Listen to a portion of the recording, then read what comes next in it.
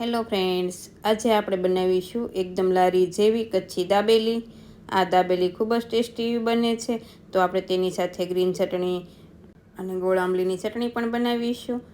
જો તમને મારી રેસીપી ગમતી હોય તો હજુ સુધી મારી ચેનલને સબસ્ક્રાઈબ ન કરી હોય તો સબસ્ક્રાઈબ કરજો અને બાજુમાં આપેલી ઘંટી દબાવજો એટલે નવી નવી રેસીપીઓના નોટિફિકેશન આવે.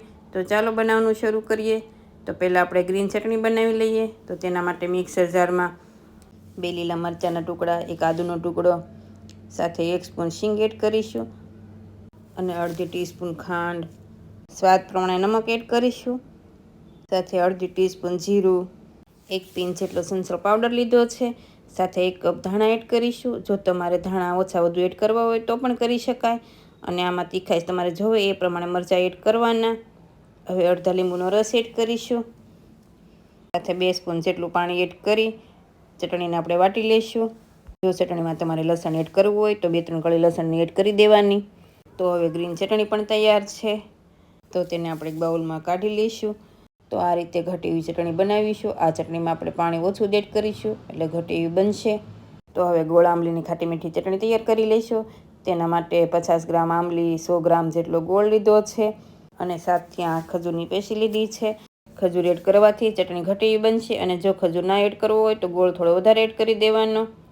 હવે આંબલીને આ રીતે હાથેથી થોડી છૂટી કરી લઈશું અને તેમાં 1.5 કપ જેટલું ગરમ પાણી એડ કરી 10 થી 15 મિનિટ જેવું રેસ્ટ આપીશું. એટલે આંબલી અને ગોળ છે એ થોડા સોફ્ટ એવા થઈ જશે.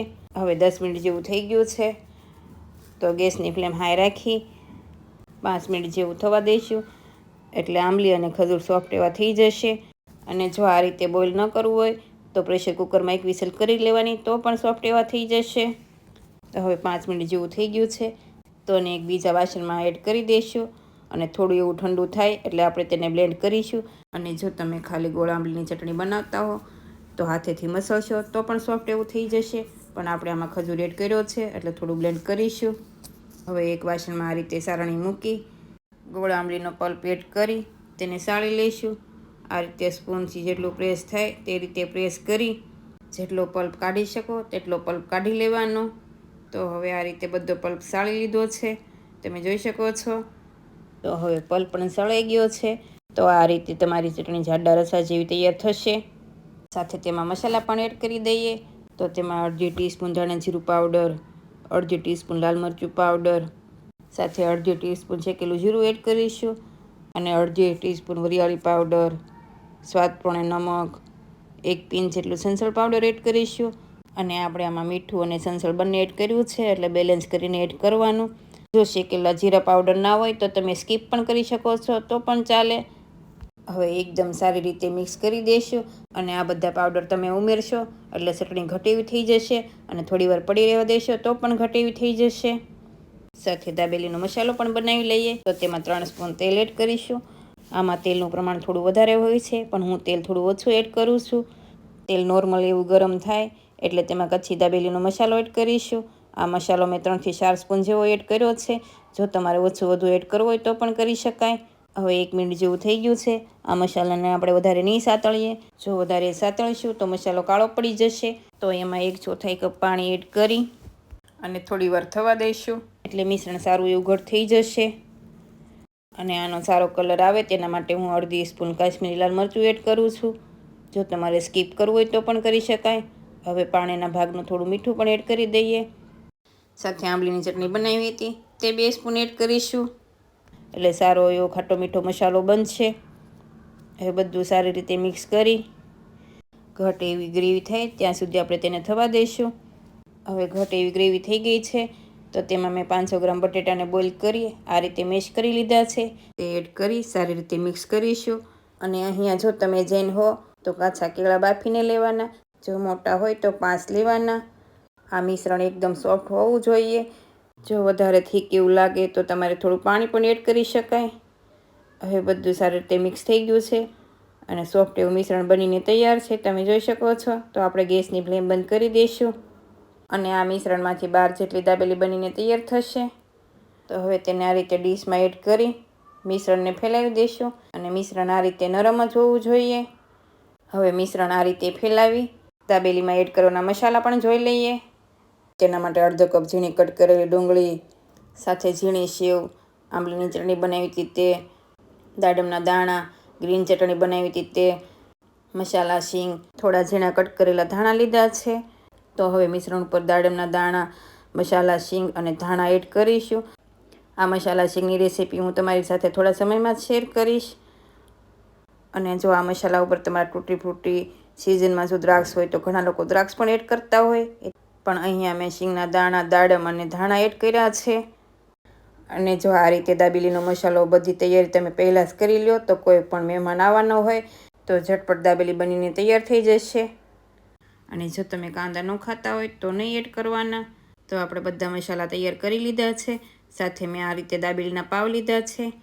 હવે જે દાબેલીનું કટ કરીએ તે એક ખૂણાથી બીજા ખૂણે આ રીતે ક્રોસ કટ કરવાનું અને પાછળનો ભાગ બધો જોઈન્ટ હોવો જોઈએ. તો આવી રીતે પોકેટ જેવું કટ કરવાનું છે. જો તમે જોઈ શકો છો આ રીતે બધા જ પાવ કટ કરી લેવાના. હવે તેમાં આંબલીની ચટણી સાથે ગ્રીન ચટણી બંને સારી રીતે લગાવી દઈશું અને તીખાશ તમારે જોવે એ પ્રમાણે ગ્રીન ચટણી લગાવવાની. હવે સારી રીતે ચટણી લગાવાઈ જાય એટલે જે દાબેલીનો મસાલો છે તે 1 ટેબલ સ્પૂન લઈ અંદર સુધી જાય તે એ રીતે પ્રેસ કરી લગાવી દેવાનું. સાથે તેના ઉપર કાંદા, દાડમના દાણા અને મસાલા શીંગ પણ એડ કરીશું. જો તમે કાંદા ન ખાતા હોય તો સ્કીપ પણ કરી શકાય. હવે ઉપર થોડા ધાણા પણ એડ કરીશું. તો આ રીતે તમારે બધી દાબેલી તૈયાર કરી લેવાની. તો હવે તેને શેકી લઈશું. તેના માટે મેં નોનસ્ટિક પેન લીધું છે. તેમાં અડધી સ્પૂન બટર એડ કરી ગેસની ફ્લેમ સ્લો રાખી બટરને ગરમ થવા દઈશું અને આખા તવામાં આ રીતે ફેલાવી દઈશું. અને ત્રણેય દાબેલીને આપણે આ રીતે મૂકી દઈશું અને ગેસની ફ્લેમ સ્લો રાખી બંને સાઈડ 1-1 મિનિટ જેવું થવા દઈશું. એટલે સારી એવી ક્રિસ્પી બનશે અને ગેસની ફ્લેમ સ્લો જ રાખીશું. હવે ઉપરની સાઈડ થોડું બટર લગાવી તેની સાઈડ ચેન્જ કરીશું અને બંને સાઈડ 1-1 મિનિટ થઈ જાય એટલે ફરી 2 મિનિટ જેવું આપણે શેકીશું. એટલે અંદરથી સોફ્ટ અને બહારથી ક્રન્ચી એવી દાબેલી બનશે.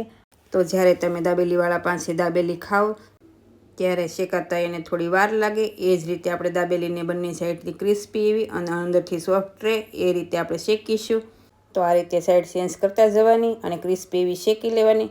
આ જ રીતે બધી દાબેલીને શેકી લેવાની. તો દાબેલી હવે શેકાઈ ગઈ છે. તો હવે તેને આપણે બહાર કાઢી લઈએ. જો આ રીતે તમે દાબેલી બનાવશો તો ખાવામાં ખૂબ જ ટેસ્ટી એવી લાગે છે. અને તમે જો એકવાર બનાવશો તો આ રીતે તમે વારંવાર બનાવશો. હવે દાબેલીને થોડી સેવ લગાવી, સેવ થોડી વધારે જ લગાવીશું. અને જો તમારે ઉપરથી સ્પ્રિંકલ કરવી હોય તો પણ કરી શકાય. તો આ રીતે દાબેલી તૈયાર કરી ગરમ ગરમ સર્વ કરો. તો તમે આ રીતે એકવાર જરૂરથી ટ્રાય કરજો. તો તમે બહારની દાબેલી પણ ભૂલી જશો એવી ટેસ્ટી બને છે. તો તમને આ રેસીપી કેવી લાગી એ મને કમેન્ટમાં કહેજો. અને રેસીપી ગમી હોય તો મારા વિડીયોને લાઇક કરજો, શેર કરજો અને મારી ચેનલને સબસ્ક્રાઈબ કરજો. Thank you for watching.